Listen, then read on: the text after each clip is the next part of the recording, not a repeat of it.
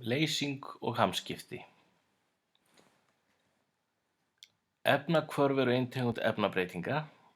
Einkenni þeirra að frumefni mynda ný efnasambönd með efnatengjum. Hér verður fjallað tvær aðrar tegundir efnabreytinga, leysingu og hamskipti. Byrjum á leysingu. Eitt af því fyrsta sem efnafræðingar uppgötvuðu var til dæmis að hlutföll mismunandi efna í andrúmsloftinu næstum nákvæmlega sama hvaðan sem sýni tekið. Það þýðir að koltvísýringurinn sem þú andar frá þér á þessari stundu mun í fyllingu tímans dreifast út allt og raunar stærðfræðilega útilokað annað en að afkomandi þinn eftir 1000 ár eða svo komist hjá því að anda að sér frummyndunum sem þú andar frá þér nákvæmlega núna. Það ef þú eignast afkomendur á annað borð og mannkynið tortímir sér ekki áður. En þetta þýðir tvennt. Í fyrsta lagi að það ofboðslega mikið af frummyndum og sameindum, en einnig það að þau hafa mikla tilhneigingu til að dreifast. Fyrir daga þurrkara var meira og minna allur þvottur þurrkaður á þvottasnúrum. Stundum komu dagar þar sem þvottur ætlaði aldrei að þorna. Og það var ekki endilega vegna þess að dagurinn væri kaldur eða blautur, það var miklu frekar vegna þess að það var mikið logn. Í miklu logni gerist það stundum að andrúmsloftið umhverfis þvottasnúrurnar mettast af vatni og situr svo kyrrt.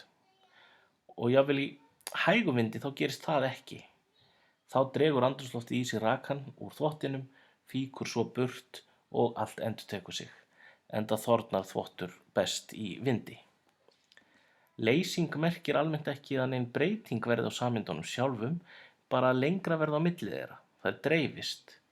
Ef sykurmoli settur í te munu sameindir sykursins smám saman eða hratt eftir atvikum flytjast til í vökvanum og dreifa sér frá svæði þar sem mikið af sykri þangað sem minna af honum. Það verða engin efnahvörf, sykurinn bara áfram sykur.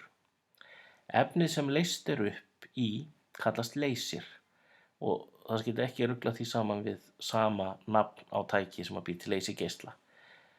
Það mjög takmarkað hvað leysir getur leyst mikið af efninu upp í ákveðnu rúmmáli. Ef þú setur sykur í vatn mun að leysast upp þar til ákveðnum mörkum náð og þegar vökvinn hefur mettast af sykri mun ekki leysast meiri sykur upp í því, heldur mun viðbótarsykurinn þá falla til botns án þess að leysast upp. Á sama hátt getur andrúmsloftið mettast af raka og getur þá ekki bætt við sig raka til dæmis úr blautum fötum. Það hægt að hafa mikil áhrif á virkni leysisins með hitastigi. Heitt vatn leysir miklu betur upp en kalt og það stafar fyrst og fremst af því að miklu meiri hreyfing á vatnssameindunum í heita vatninu sem veldur því að þær bera hraðar og betur með sér efnin sem leyst upp. Og ekki öll efni leysast upp í vatni. Almenna reglan sú að lík efni leysa lík. Fitukennd efni næstum útilokað að leysa upp í vatni. Þau setjast þá bara frekar sem skán á yfirborð ílátsins, en það oft hægt að leysa þau upp í feitari vökvum. Og þótt að sameindir haldist yfirleitt heilar þegar efni leyst upp, þá eru til dæmi að þau sundrist. Vatnssameindir geta til dæmis rofið sum jónatengi og þá verða efnahvörf samhliða leysingunni. Í heitu vatni sem leysir vel mikil hreyfing á sameindunum. Í raun eini efnafræðilegi munurinn á heitum og köldum efnum sá að heitu efnin innihalda sameindir á meiri hreyfingu en köld. Þessi mismikla hreyfing hefur veruleg áhrif á útlit efnanna, svo mikið reyndar að þriðja tegund efnabreytinga eru hamskipti. En það eru breytingar sem verða á efnum við hitun eða kólnun eða mikla breytingar á þrýstingi. Allir þekkja 3 hami vatns. Það getur verið frosið, fljótandi eða gufa. Hið sama gildir önnur efni. Bræðslumark kallast það hitastig sem liggur á milli fasts efnis og fljótandi. Suðumark á milli fljótandi efnis og gass eða lofttegundar. Fast efni einkennist af lítilli hreyfingu sameinda. Þær eru aldrei alveg kyrrar, en við mikinn kulda titra sameindar af litlum krafti og eru staðsettar á mjög afmörkuðu svæði.